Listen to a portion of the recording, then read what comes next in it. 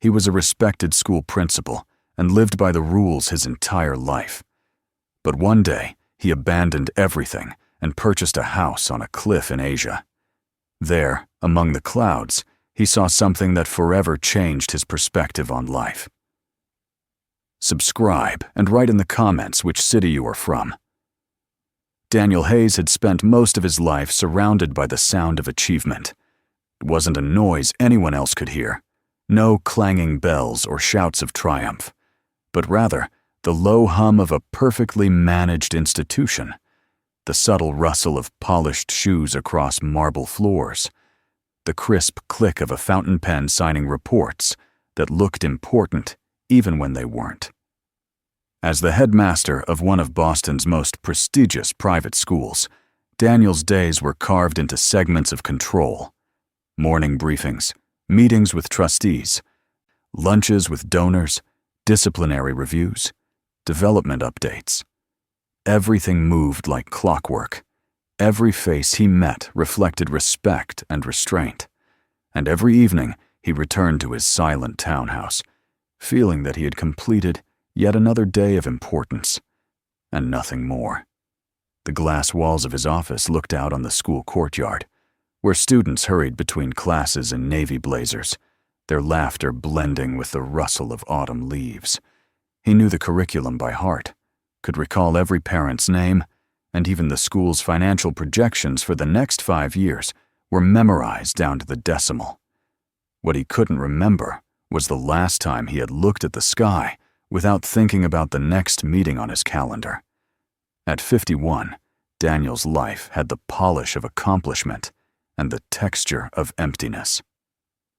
His desk was immaculate, his suits tailored, his reputation untarnished. But the silence that followed him home each night had grown heavier since his mother's passing a year earlier. She had been a school teacher in a small Vermont town, gentle, wise, and endlessly patient. It was her influence that had drawn him to education, though his career had long since drifted away from the kind of learning she believed in. Her photograph, still in a wooden frame near his window, showed her with a faint, knowing smile. He sometimes imagined she could see how sterile his world had become, immaculate, efficient, soulless. The first crack in the surface came on a cold Thursday afternoon. A father stormed into his office, furious that his son, a scholarship student, had been disciplined for cheating. "You humiliated him!" the man shouted. "Do you even understand what that does to a child's confidence?" Daniel tried to explain, calm and composed, but the man wouldn't listen. "You talk about values," the father spat, "but all you care about is your school's reputation." When the door slammed shut, Daniel felt something shift inside him. He sat still for several minutes, staring at the quiet courtyard outside, where the world continued with indifference. That evening, he stayed long after everyone else had left. The corridors of the academy echoed with faint metallic creaks, and the chandeliers glowed weakly under the high ceilings. He walked into the auditorium and sat alone among hundreds of empty chairs. The silence there was so vast, it almost felt like an ocean pressing against his chest. For the first time, he wondered whether the sound he'd always heard, the one he thought was progress, had really been just the echo of his own exhaustion. Later that night, back in his townhouse, he opened a box of old letters from his mother. Her handwriting had always been graceful and deliberate. One line caught his eye. "You can teach them everything, Danny, but don't forget to learn something yourself." He read it again and again, until the letters blurred. Then he did something he hadn't done in 15 years. He opened his laptop and searched for plane tickets. He didn't know what he was looking for, only that he couldn't stay where he was. The cursor blinked on the screen like a pulse. "Nepal," he typed, not even sure why. The search results showed pictures of mountains that looked like the edge of heaven, and a line of text beneath one image caught his eye. A hidden cliff village, where homes cling to the rock like birds' nests. He booked a ticket before he could change his mind. The next morning, his assistant stared at him in disbelief when he mentioned a leave of absence. A vacation? But you haven't. I know, he interrupted gently, sliding a folder across the desk. Keep things running. I'll check emails when I can. He didn't plan to. Boston slipped away beneath the plane like a photograph folding in on itself. The sterile glow of the city gave way to the vast, uneven green of the Himalayas. When he arrived in Kathmandu, the air hit him like a revelation. Dusty, spiced, alive. Motorbikes darted through narrow streets. Prayer flags fluttered in tangled colors. The noise of life filled every gap that silence once occupied. He was surrounded by chaos, but it was the kind of chaos that breathes. A local guide named Dorje met him at dawn the next morning. The man spoke little English, but smiled often, his eyes bright beneath a worn cap. "You want quiet?" Dorje asked, as they set off in a small jeep that rattled like an old kettle. "We go to the mountain. Very quiet there. But maybe too quiet." Daniel smiled. "That's exactly what I need." The journey took most of the day.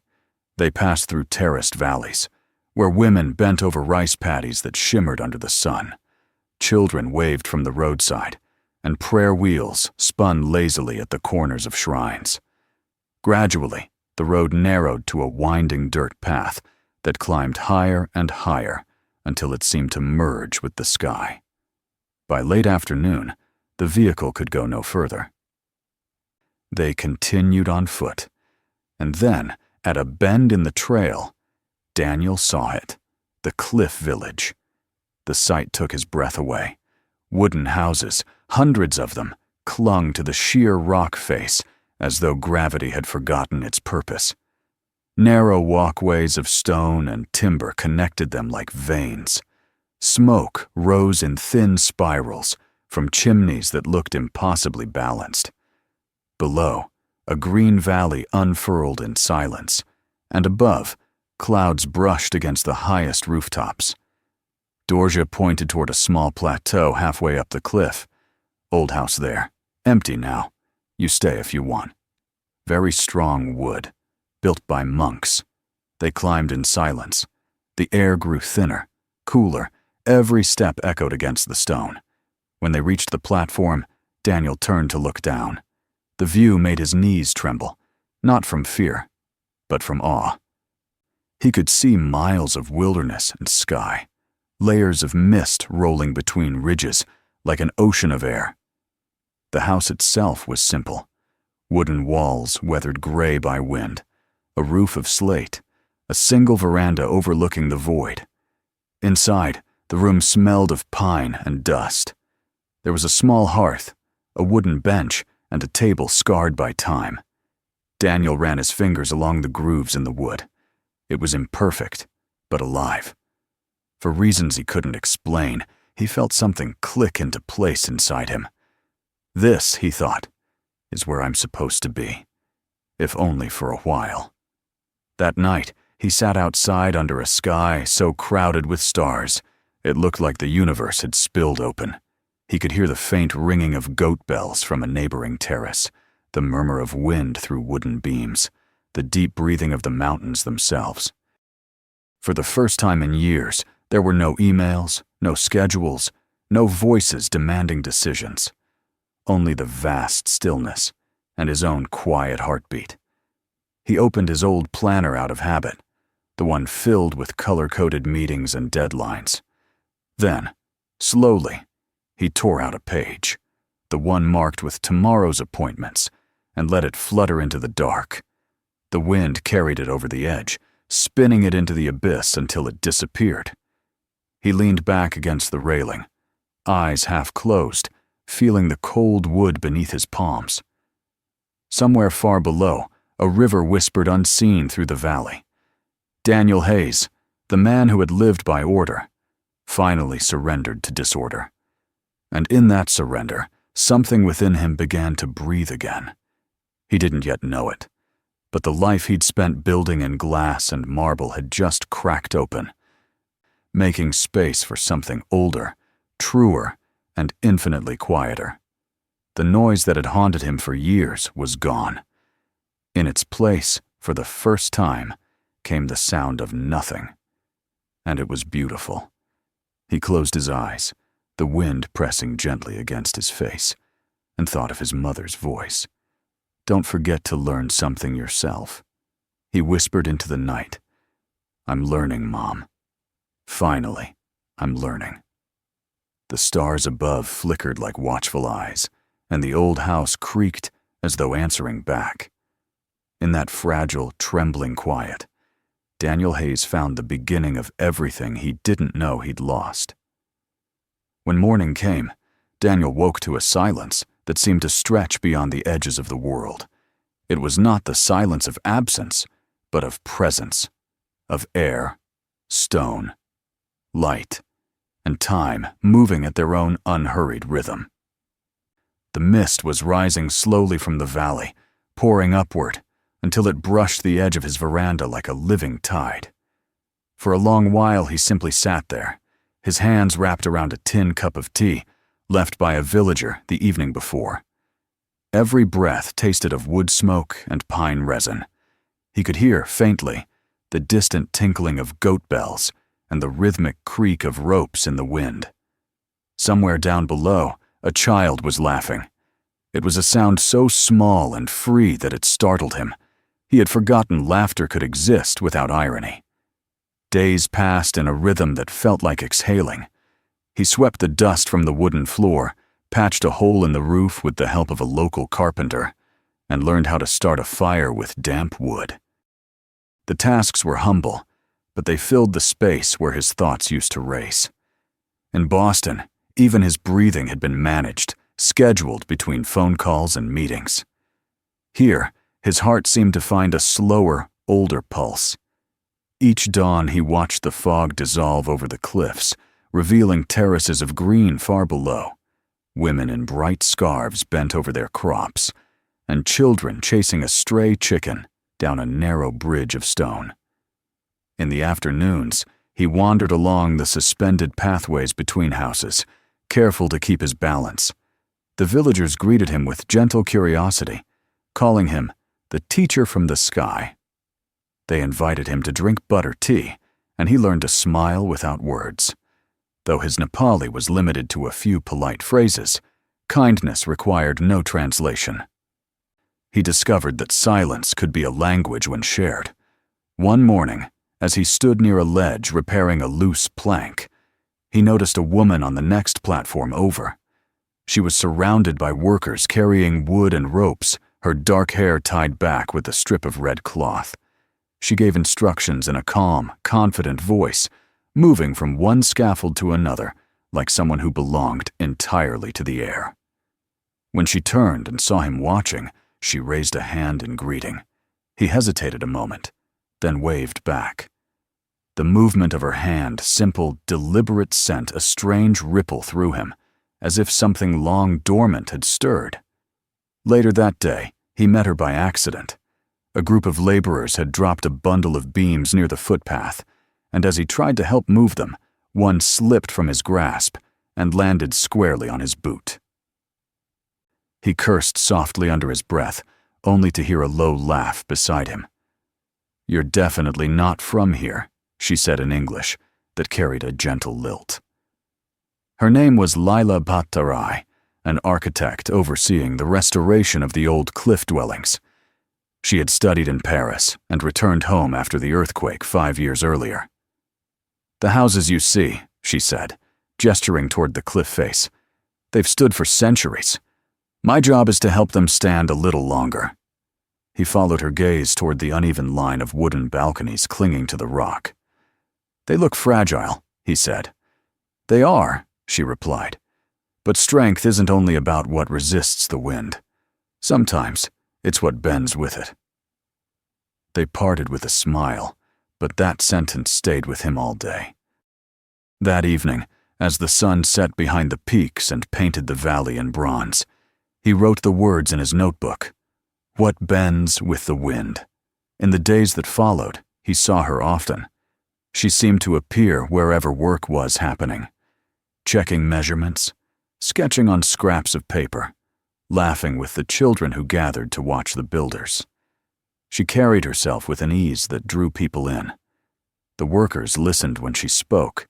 Even the oldest among them nodded at her advice. Daniel admired her without quite realizing it. She was everything he wasn't. Rooted yet free, assured yet gentle. When she invited him to visit the workshop below the cliff, he accepted without hesitation. Inside the cool shadow of the mountain, young apprentices were carving beams from raw wood. The air smelled of resin and dust. Each hammer strike echoed like a heartbeat. Lila explained that she was teaching them the old techniques, how to balance a structure by weight and intuition rather than calculation. "These houses are alive," she said, running her hand along the grain of a beam. "If we use plastic or steel, they lose their voice. The mountain stops breathing through them." He nodded, thinking of the concrete schools he had built, the sterile classrooms where nothing seemed to breathe. "In my world," he said quietly, "everything is designed to last forever, but nothing truly lives." She looked at him then, not as a stranger, but as someone who understood. "Maybe that's why you came," she said. From that day, they worked together often. Daniel helped where he could, carrying wood, holding ladders. Sometimes just listening as she explained how tension and gravity could exist in harmony. His hands, unaccustomed to labor, blistered and healed. He felt the muscles in his shoulders ache at night, a kind of pain that felt like belonging. The villagers began to treat him as one of their own, and when they called him Sir Teacher, it was no longer with irony but affection. As the weeks passed, the rhythm of the place seeped into him.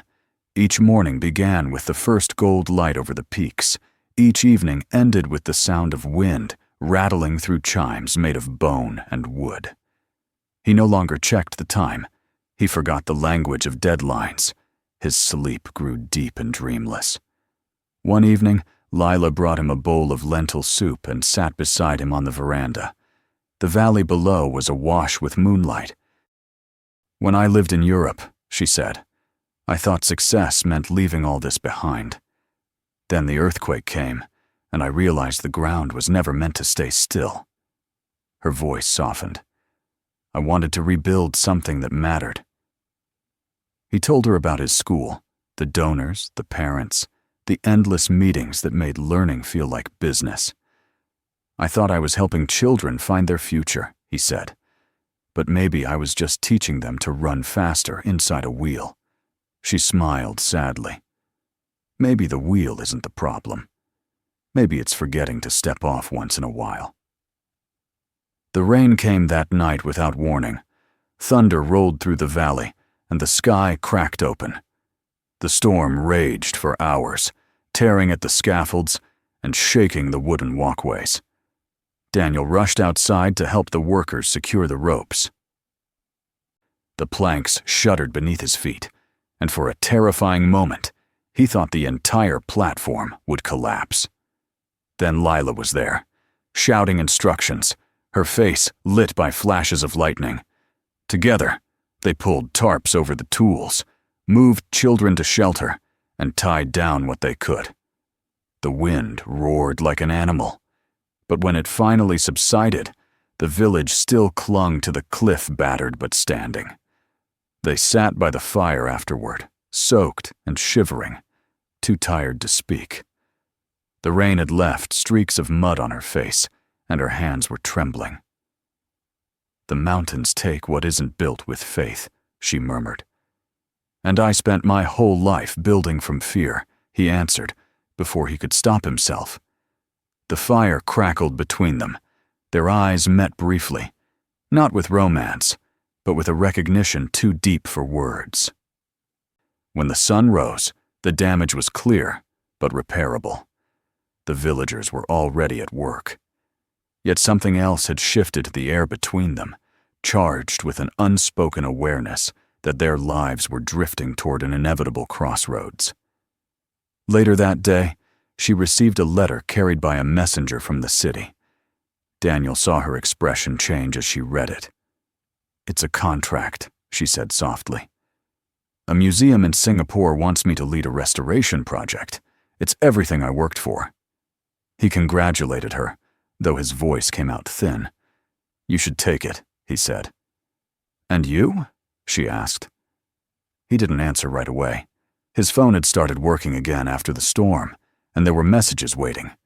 The board in Boston wanted him back. There were matters that required his leadership. The words felt like chains. That evening, they walked together along the path that wound up to the highest ledge. The air was cold, thin, full of the smell of wet stone. They stood there for a long time, looking down at the valley where lights flickered like fireflies. "Maybe home isn't a place," she said finally. "Maybe it's the road itself."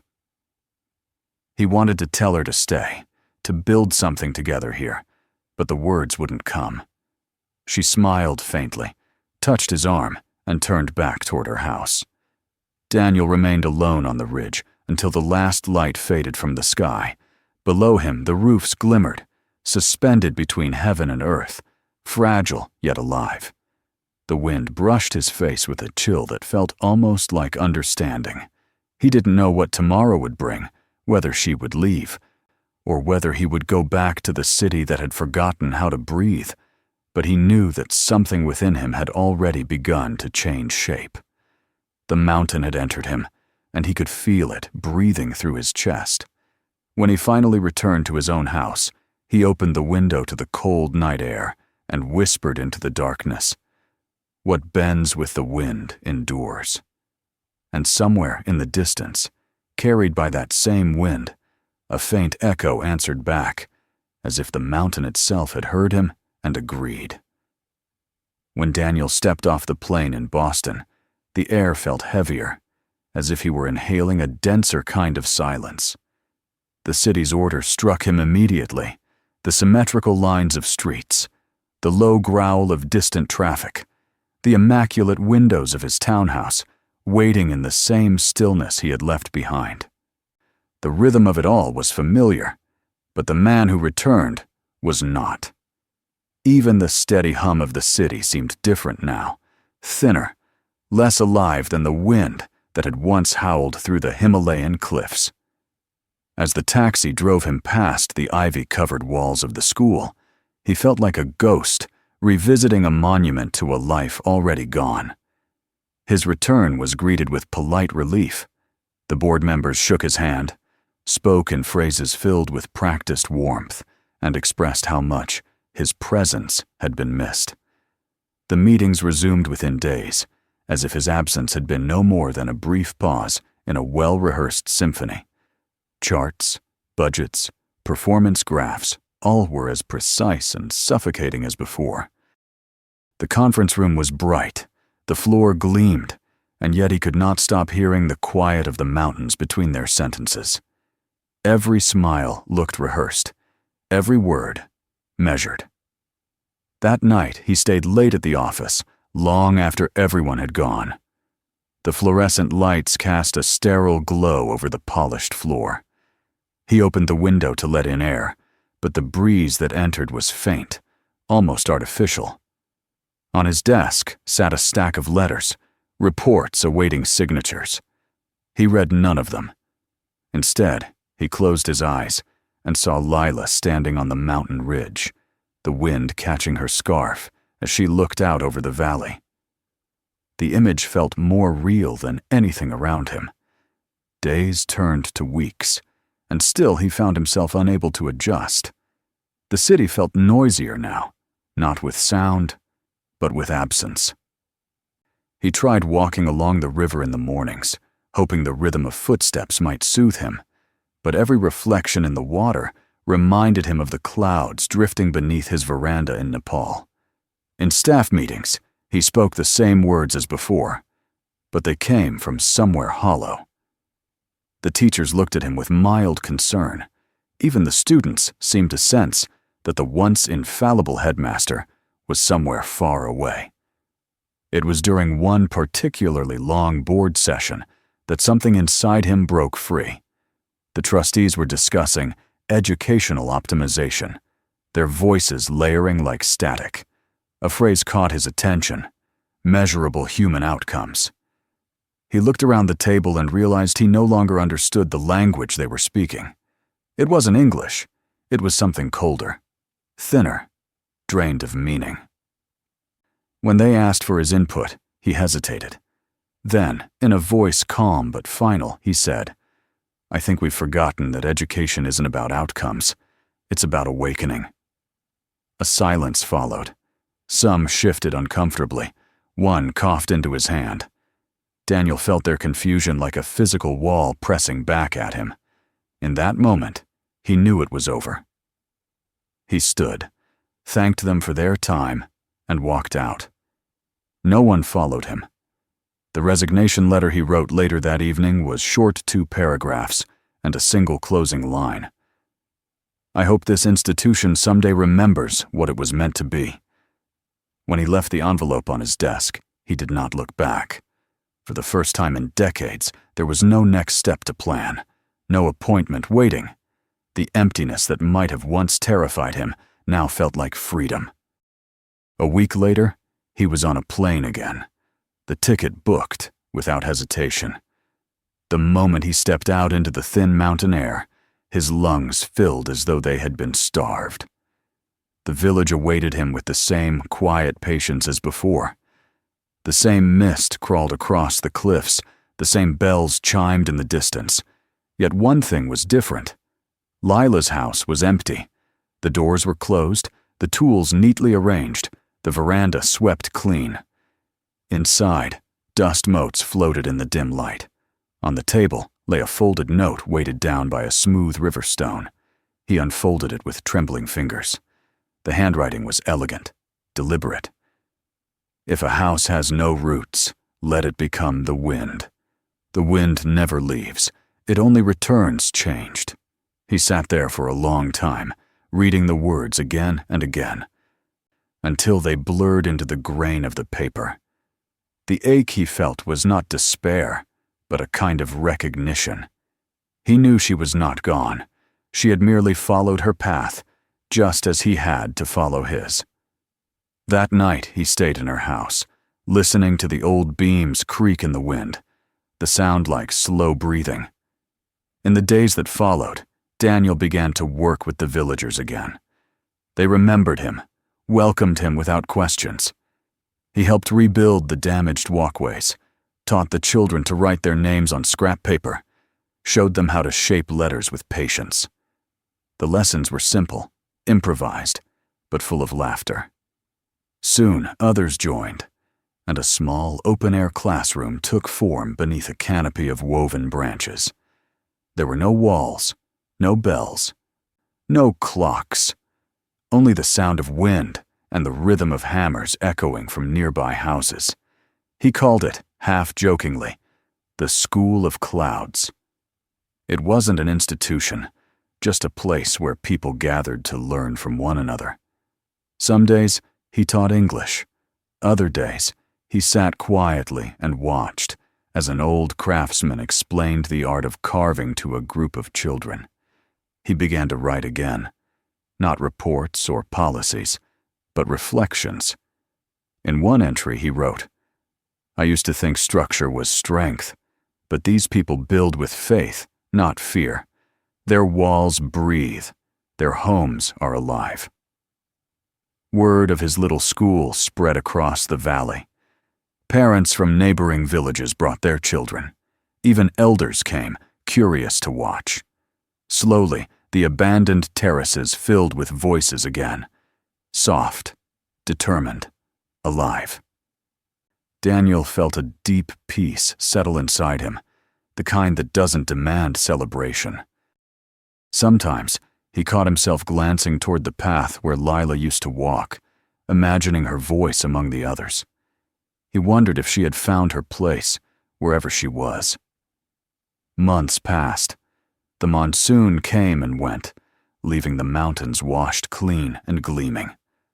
On one bright morning, as he was repairing a section of railing, he heard footsteps approaching behind him. He turned, half expecting a villager. But there she was. Lila stood at the edge of the path, her hair shorter now, her eyes reflecting the same quiet fire. For a moment, neither spoke. Then she smiled, that familiar, unguarded smile that seemed to carry the memory of both joy and loss. "I came back," she said simply. He stepped closer, unsure whether to believe it. "The museum? I left it," she said. "I realized I was rebuilding other people's walls, not my own." Her voice wavered slightly.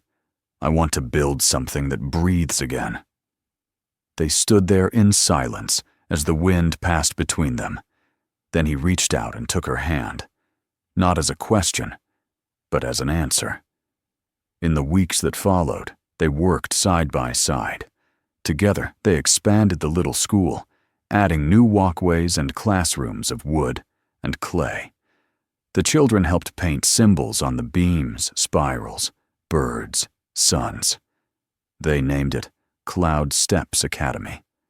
The name made them laugh, but it stayed. Villagers from miles away came to see it, bringing gifts of seeds, cloth, and stories. The old men called it a school that listens. At night, after the children had gone home, Daniel and Lila sat on the veranda of their shared house. The clouds drifted past below, glowing faintly in the starlight. Sometimes they talked about Boston or Paris, about the strange paths that had led them both here. Sometimes they said nothing at all. Words felt unnecessary in a place that already spoke through the wind. One evening, as the sun sank behind the far ridge, Daniel watched the light spill across the houses, clinging to the cliff. The wooden walls glowed gold, and smoke rose gently from the chimneys. The entire village seemed to hover between earth and sky. Lila rested her head on his shoulder. "It's strange," she murmured, "how fragile it all looks from here." He smiled. "Fragile things endure. They bend with the wind." Below them, the sound of laughter echoed from the children's dormitory. Bells chimed from the goats wandering along the path. The mountains, vast and ancient, seemed to hum in quiet agreement. Later, when darkness fully fell, the wind rose again. It swept through the beams and rafters, not as a threat, but as a voice, a soft, steady breathing. Daniel felt it move through the wood beneath his hands, through the air between them, through his own chest. He thought of the life he had left behind, the polished offices, the empty rooms, the hollow applause. All of it had been walls, without breath. Now, as the house trembled gently in the night wind, he knew that this was what it meant to build something alive. "I spent my life searching for a foundation that wouldn't move," he said quietly. "But maybe home isn't supposed to stay still." Lila looked at him, her eyes reflecting the glow of the fire inside. "Maybe home is the place that moves with you." He nodded, and for a moment the silence between them felt infinite. When dawn came, the first light touched the cliffside, revealing rows of homes and terraces alive with motion. Children carried buckets of water, women sang as they worked, and the roofs gleamed with dew. From above, it looked like a living organism, breathing in rhythm with the sky. Daniel stood at the railing and closed his eyes. The air smelled of cedar and sunlight. Somewhere in the distance, a hawk cried out, circling above the valley. He watched it rise higher, gliding through the pale blue expanse until it became a speck of silver light. He turned to Lila, who stood beside him, her face calm and open. "I used to think strength meant building higher walls," he said. "Now, I think it means building windows." She smiled, and together they stepped back inside their home, the house that had once been only wood and stone, but now had found its voice. It was the sound of wind moving through beams, of children laughing on the terraces, of two lives finally rooted not in permanence, but in understanding. And as the morning spread across the mountains, the wind carried that sound outward, letting it mingle with the sky, an unseen reminder that even at the edge of the world, some places never stop breathing. If this story moved you, don't forget to subscribe for more. Watch the next one, and share this video with someone who still believes that every place can change a life.